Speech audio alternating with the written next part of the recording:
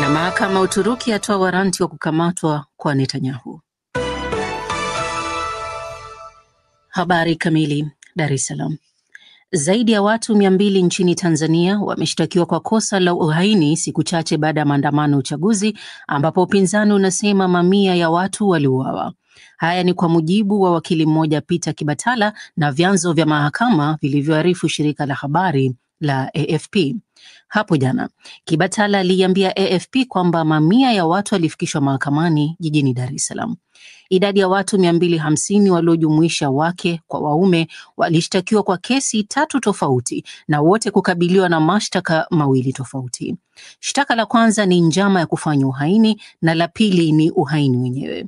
Huku hayo yakijiri, msemaji wa jeshi la polisi Tanzania David Misime amesema kuwa wanawasaka viongozi wa vyama vya upinzani akiwemo katibu mkuu wa Chadema John Mnyika, naibu wake Amani Golugwa na msemaji Brenda Rupia kuhusiana na vurugu hizo za uchaguzi.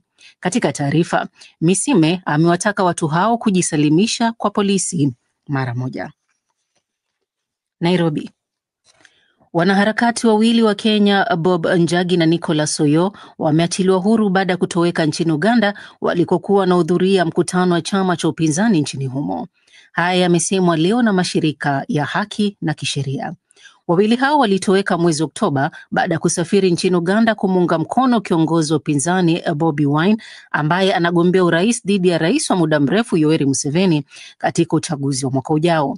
Katika taarifa ya pamoja kwenye mtandao wa X iliyochapishwa na mkuu wa chama cha wanasheria nchini Kenya LSK Faith Odhiambo, mashirika ya kutetea haki za binadamu ya Amnesty International, Vocal Africa na LSK yamesema yanapongeza hatua ya kuachiwa huru kwa wanaharakati hao Oyo na Njagi jana usiku huko Busia baada ya siku 38 za kutoweka kwao. Hata hivyo, taarifa hiyo haikutoa maelezo zaidi, lakini imesema inafanya mipango ya kuwasafirisha wawili hao hadi Nairobi. Istanbul. Mahakama moja ya mji wa Istanbul nchini Uturuki imetoa waranti wa kukamatwa kwa waziri mkuu wa Israel Benjamin Netanyahu na maafisa wengine 36 wa serikali yake kwa tuhuma za uhalifu dhidi ya ubinadamu na mauaji ya halaiki kuhusiana na mzozo katika ukanda wa Gaza. Haya yameripotiwa na shirika la habari la serikali Anadolu. Ofisi ya mwendesha mashtaka mkuu wa Istanbul ilihalalisha hati hizo na kusema kwamba maafisa wa serikali ya Israel wanapaswa kuwajibishwa kwa vitendo vya uhalifu dhidi ya ubinadamu na mauaji ya halaiki yaliyofanywa Gaza, pamoja na vitendo vilivyofanywa dhidi ya msafara wa kupeleka misaada katika ukanda wa Gaza. Waendesha mashtaka wamesema kuwa kutokana na uhalifu huo, maelfu ya watu wakiwemo wanawake na watoto walipoteza maisha, huku maelfu zaidi wakijeruhiwa na maeneo ya makazi kuharibiwa. Mara kwa mara Israeli imeshutumiwa kwa uhalifu wa kivita na katika baadhi ya matukio mauaji ya halaiki juu ya matendo yake katika ukanda wa Gaza, shutuma ambazo imekanusha. Unaendelea kusikiliza taarifa hii ya habari za ulimwengu kutoka DW mjini Bonn. Berlin. Katibu mkuu wa jumuiya ya kujihami NATO Mark Rutte amesema katika siku zijazo anakusudia kuangazia zaidi uwezo wa nyuklia wa muungano huo wa ulinzi wa nchi za magharibi kama kinga dhidi ya kitisho kutoka Urusi. Kwenye maoni katika toleo la Jumapili la gazeti la Die Welt yalionekana mapema na shirika la habari la DPA, Rutte amesema ni muhimu kuzungumza zaidi na jamii zao juu ya uwezo wa kuzuia kitisho cha silaha za nyuklia ili kuhakikisha zinaelewa jinsi swala hilo linavyochangia kwa ujumla katika usalama wao. Ameongeza kusema wakati Urusi inatumia matamshi hatari na ya kiholela kuhusu nyuklia, raia wao hawapaswi kuwa na hofu kwa sababu NATO ina kizuizi kikali dhidi ya matumizi ya nyuklia ili kulinda amani, kuzuia kushurutishwa na uchokozi. Rutte pia amesema uwezo wa nyuklia wa NATO ni dhamana ya mwisho usalama wao na muhimu kwamba unapaswa kubaki kuwa kuaminika, salama na unaofaa. Hatimaye Washington. Rais wa Marekani Donald Trump amesema hakuna maafisa wa Marekani watakaohudhuria mkutano wa kilele wa kundi la nchi za G20 utakaofanyika Afrika Kusini, akitumia madai yasiyo na ushahidi ya kuuawa na kuchinjwa kwa raia wa kizungu nchini humo. Kupitia chapisho kwenye mtandao wake wa Truth Social, Trump amesema ni aibu kubwa kwamba mkutano huu unafanyika Afrika Kusini wakati ukiukwaji huo wa haki za binadamu unaendelea. Kwa upande wake, Wizara ya Mambo ya Nje ya Afrika Kusini imeyataja matamshi ya Trump kuwa ya kufadhaisha na kusema inatazamia kuandaa mkutano wenye mafanikio utakaofanyika Novemba 22 hadi 23. Na huo ndio mwisho wa taarifa hii ya habari za ulimwengu kutoka DW mjini Bonn. DW maoni. Na mpenzi msikilizaji, wakati tunarekodi kipindi hiki cha maoni mbele ya meza ya duara, ripoti zinazidi kumiminika kuhusiana na kile kinachotajwa kwamba ni mauaji ya kimbari katika jimbo la magharibi mwa Sudan, Darfur, marejeo ya hali kama hiyo ambayo imetokea zaidi ya miaka 25 iliyopita. Kikosi cha RSF kinalaumiwa kwa mauaji ya maelfu ya watu, wengi wao wakiwa wanawake na watoto, tangu vita vya wenyewe kwa wenyewe kuanza mnamo Aprili 2023. Sudan haijawahi tena kuwa salama. Umoja wa Mataifa umeliita janga la kibinadamu ambalo linatokana na vita hivi kwamba ni kubwa kabisa katika zama hizi. Swali ni kwamba ni kwa nini hali ya Sudan imefika hapa ilipo? Upi mchango wa kila upande kwenye kuyafanya mambo kuzidi kuharibika? Na je, kuna uwezekano wowote ule wa kupatikana suluhu kabla nayo pia haijawa Libya nyingine, taifa ambalo liligawika na kusambaratika? Tunaungana na wachambuzi wetu wa siasa za kimataifa kutoka Kamba. Tunaye Omar Mutasa, mwandishi wa habari wa siku nyingi hii. Tunaye pia Dar es Salaam, Tanzania, Ibrahim Rahbi, mchambuzi wetu wa masuala ya kilimwengu na zaidi kabisa katika nchi za Kiarabu na Mashariki ya Kati. Na kutoka Tehran tunaye Abdul Fattah Musa, mwandishi wa habari na mchambuzi wa masuala ya siasa za kilimwengu. Hapa mwenyekiti naitwa Mohamed Khelef. Karibu sana ungwana kwenye maoni mbele ya meza duara. Asante sana. Shukrani sana. Naam, tuanze jirani wa Sudan, Uganda. Omar Mutasa, tuelezee hali ilivyo, kwa manake ripoti ambazo zinasema ni kwamba mauaji ya kimbari ambayo yamefanyika na yanafanyika yanaweza hata kushuhudiwa na satellite za angani. Vipi hali ilivyo unavyosikia kwa majirani zenu? Kwa hakika kwanza kabisa asante sana bwana mwenyekiti. Kuna jambo moja ambalo linasikitisha au la kusikitisha ni kwamba Sudan ilikuwa ni moja katika nchi iliyokuwa na amani, lakini leo unajikuta kwamba Sudan imekuja kuparagika, imekuja kukatokatwa vipande. Wakati ule amechukua Junubi Sudan, Sudan ya Kusini imekatika. Sasa hivi leo maafa mengine yametokezea ya upande wa magharibi mwa Sudan, ambapo Darfur nayo inaonekana sasa hivi mauaji ndio yamekuwa mtindo wa kila siku. Lakini kwa nini iwe mtindo wa kila siku? Haya ndio matatizo ambayo yanaokumba mataifa yote, karibu mataifa ya Afrika. Utakuta kwamba haya ndio matatizo yaliyoko katika mataifa, hasa kama mataifa jirani utakuta pia yana matatizo kama hayo. Lakini maafa haya ya vifo yanayotokea Darfur sasa hivi au Sudan imekuwa yamepindukia sana. Mamia ya watu wamefariki kutokana na uchu wa madaraka, naweza kusema hivyo. Na hili ni jambo ambalo linasikitisha kwamba kuona mafahari wawili ambao walikuwa wapenda nao leo imekuwa kwamba wamekuwa ni mahasimu. Kama ilivyo desturi katika siasa kwamba siasa hakuna rafiki, siasa hakuna mbaya. Aliyokuwa mbaya wako asubuhi anakuwa rafiki yako, na aliyokuwa rafiki yako anakuwa mbaya wako. Hili ndilo tunaloona wakati huu ambapo Mohamed Hamdan Daglo, kiongozi Generali Mohamed Hamdan Daglo, kiongozi wa kundi la RSF, ambapo sasa hivi wanaziwasha na alikuwa sahiba wake Bwana Burhan Abdul Fattah, rais wa Jamhuri ya Sudan. Haya ndio matatizo kwa sababu ya madaraka. Ndivyo tunavyoona hali inavyokwenda sasa hivi. Naam. Ugomvi wa kuania madaraka baina ya pande hizi mbili ambazo ziliwahi kuwa moja. Je, ile laana ya kuwapindua viongozi wa muda mrefu ambao waliishi kwa mkono wa chuma, mfano wa Muammar Gaddafi, mfano wa Bashar al-Assad na wengine, ndio hii ambayo inaandama Sudani hivi sasa? Kwako Abdul Fattah Musa.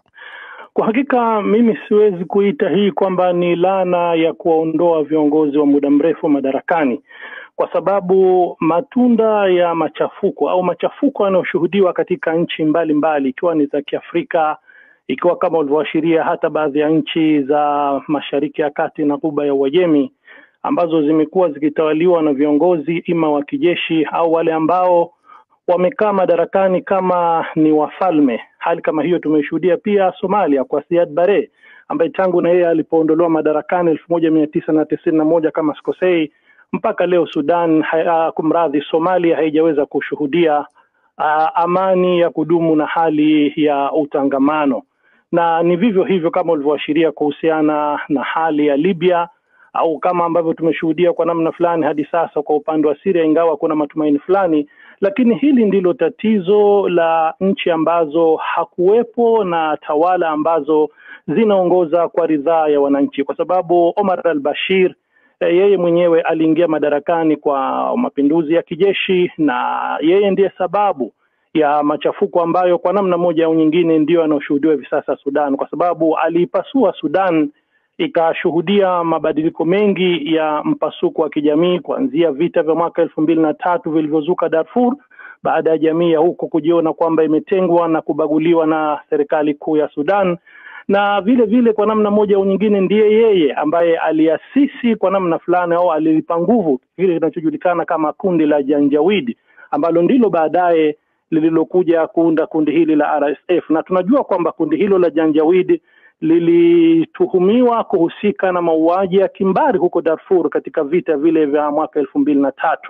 Na yeye mwenyewe al-Bashir kama tunavyojua, pamoja na kwamba kabla hata hajang'olewa madarakani alikuwa tayari anatuhumiwa na mahakama ya kimataifa ya uhalifu kwa kuhusika na jinai za kivita na jinai dhidi ya binadamu, na ametakiwa muda wote huu akabidhiwa kwenye mahakama hiyo. Lakini tangu alipopinduliwa, viongozi ambao wameipindua serikali yake wamekataa mpaka leo kumkabidhi al-Bashir kwenye mahakama hiyo. Lakini mimi ninachotaka kukipa uzito hapa ni kwamba kumekuwa na hali fulani ambayo mimi naweza kusema kwamba ni kama ya utata na upotoshaji. Kuwepo sasa dhana ya kwamba serikali ya Sudani ni ile ambayo inaongozwa na Jenerali Abdul Fattah al-Burhan na kikosi cha RSF kuonekana kwamba ni kikosi cha waasi. Lakini ukweli ni kwamba kwa rai yangu na kwa mtazamo wangu ni kwamba makundi yote haya mawili ni makundi ambayo hayahusiki kwa namna yote na uongozi wa Sudan, na kama alivyoashiria Mutasa kwamba uchu wao wa madaraka ndio ambao umeifikisha Sudan katika maafa makubwa yasiyoelezeka. Kwa sababu tutakumbuka kwamba wananchi wa Sudan wenyewe kwa muda wa miezi 8 kuanzia mwishoni mwa 2018 walianzisha uasi wa umma dhidi ya utawala wa al-Bashir, na ni baada ya jeshi kuona kwamba al-Bashir hawezi kubaki tena madarakani, jeshi na RSF wakayateka mapinduzi ya umma na kuamua kushika hatamu za madaraka, kitu ambacho kimeshuhudiwa kama nchini Madagascar hivi karibuni. Kwa hivyo wao ni watu ambao au makundi haya mawili yalitakiwa yakabidhi serikali au mamlaka ya nchi kwa uongozi wa kiraia kwa kusimamia uchaguzi wa kidemokrasia, lakini wao waliyateka mapinduzi hayo, wao wakahusika katika kuua raia pamoja na kubaka na kunajisi wanawake katika maandamano yaliyofanyika mwaka 2021 baada ya kufanyika mapinduzi mengine ya kijeshi yaliyomuondoa waziri mkuu wa muda, waziri mkuu wa mpito Abdallah Hamdok. Kwa hivyo kile ambacho kinashuhudiwa Sudan hivi leo kwa hakika ni matokeo ya uchu wa madaraka wa pande mbili hizi za kijeshi, ambazo ndizo zilizopelekea leo Sudan kufika katika hali hii ambayo kwa bahati mbaya jamii ya kimataifa nayo haijachukua hatua ambazo ingestahiki ichukue kwa ajili ya kuhakikisha kwamba maafa hayo ya kibinadamu na hali hii ya vita inayoendelea Sudan inakomeshwa.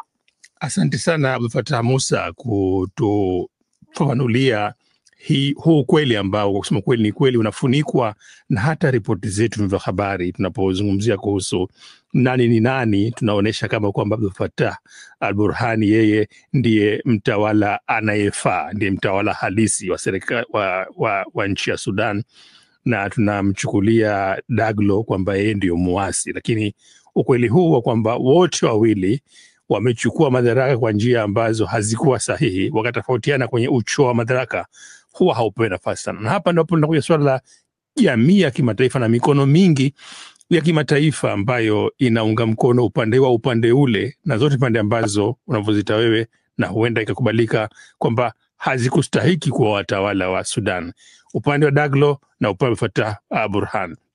Na hili swali kwa na kwako nani Rahbi, nini dhima ya mikono ya nje ambayo inashiriki kwenye kufanya vita hivi viendelee kwa muda mrefu sasa?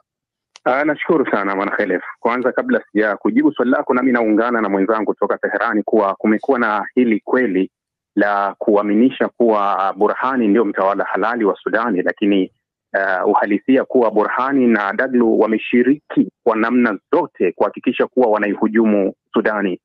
Walishiriki kuua waandamanaji katika maandamano yote, lakini pia wote kwa pamoja walishiriki kuhujumu hata serikali ya muda iliyotengwa ya kiraia ambayo ilikuwa inaongozwa na Waziri Mkuu Abdalla Hamdok.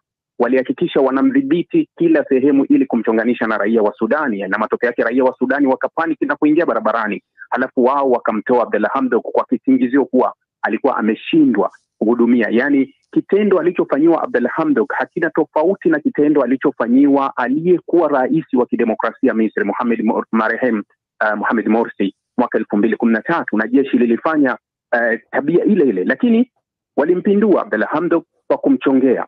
Baadaye wakaja kugeukana wao katika uchu wa madaraka. Wakati mazungumzo yanaendelea ya kuliingiza RSF kwenye jeshi la Sudani, walikuja wakageukana baada ya kuona kuwa Daglo atamezwa na Burhani kuingia kwenye jeshi, wakaamua kugeukana na kuichafua nchi kama ilivyo. Sasa kumekuwa na tabia ambayo unaiona Burhani mara nyingi kuzilalamikia nchi jirani ambazo labda zina uhusiano na RSF, lakini ukirudi nyuma wakati walivyokuwa wakiongoza nchi wao baada ya kumpindua Abdalla Hamdok, walikuwa wanatumana. Hata kuna mara nyingine Burhani alikuwa akimtuma Daglo kuwakilisha nchi sehemu nyingine, manake mwisho walikwenda kuungana ambapo kuwa wote walikuwa ni watawala, mkuu Burhani na naibu wake ni Daglo.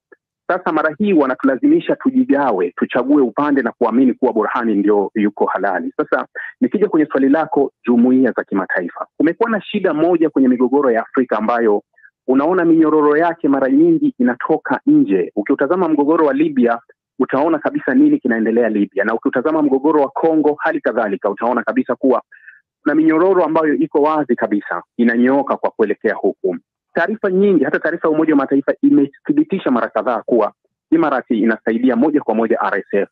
Lakini sio Imarati tu ambayo unaweza kusema ni mshirika wa Marekani. Misri, Saudi Arabia, hawa ni washirika wa Marekani ambao wako upande mmoja. Uturuki mshirika wa Marekani, yuko upande mwingine. Licha ya kuwa unaona kwa mbali pia anaingia kama Urusi, lakini mwanzo wa mzozo tuliona kuwa hata Khalifa Haftar alipeleka silaha Sudani, ambayo unaona Khalifa Haftar anasaidiwa na nani? Kwa hiyo unaweza ukaona kuwa mgogoro huu umepikiwa sana nje na unatekelezwa ndani ya nchi. Sasa shida kubwa inakuja kuwa nani anawajibika kwa nani. Tumekuwa na ile kutazamana, nani anaunga mkono, nchi gani ina uhusiano wa karibu na nchi yenye nguvu, mfano Marekani, mfano Uchina, mfano Urusi.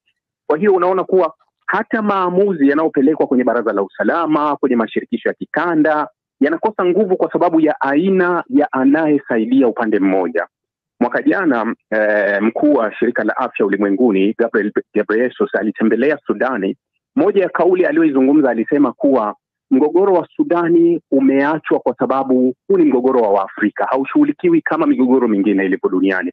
Kwa namba na tathmini, ukitazama katika migogoro mitatu mikubwa iliyopo duniani hivi sasa, Urusi na Ukraine, Israeli Gaza, Sudani wao kwa wao, utaona mgogoro wa Sudani ni mkubwa sana, athari yake ni kubwa, namba ya vifo ni kubwa sana, haina namba kwa sababu inakadiriwa mpaka watu 400,000, lakini displaced inaonyesha kuwa watu waliokimbia maeneo yao zaidi ya milioni 12 wanatajwa kuwa wamekimbia. Ukiangalia migogoro yote hii miwili haijafikia kiwango hicho, lakini utapiamlo na njaa na uhalifu unaoripotiwa kwa nafasi zote mbili. Jeshi la Sudani limezuia, jeshi la Sudani limefanya uasi, lakini RSF pia wamefanya hayo kwa ripoti ya Umoja wa Mataifa. Sasa unaona kama vile mgogoro wa Sudani haukupewa airtime kubwa kwa vyombo vya habari, lakini hata kwa kile kinaitwa jumuiya za kimataifa kushughulikia kwa jinsi unavyotakiwa kushughulikia. Tuliona utawala wa Biden kidogo uliweka vikwazo, lakini vikwazo viliwekwa sehemu ambayo sio sahihi. Mara kadhaa nimekuwa nikizungumza kuwa hakuna kiwanda cha silaha Sudani.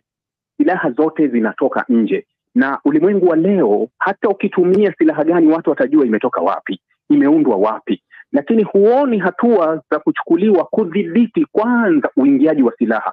Wale wakikosa silaha watakaa chini wazungumze, lakini kila wakitazama maghala yao ya silaha yamejaa silaha, basi wataendelea kupigana. Leo hii story kubwa, ukienda Somalia, ukienda Kenya, ukienda Ethiopia, wanajadili uhusiano wa Imarati pamoja na jimbo la Puntland na Somalia Bosaso, linalotumika kwa ndege za Imarati kushusha silaha na kupeleka Niger na Chad kuzipitisha mpaka Darfur. Kwa hiyo unaweza ukaona mgogoro uko mbali zaidi. Tunaweza tukautazama ndani ya Sudani, lakini kumbe minyororo ya mgogoro wa Sudani inatoka mbali sana na inamwagikia ndani ya Sudani.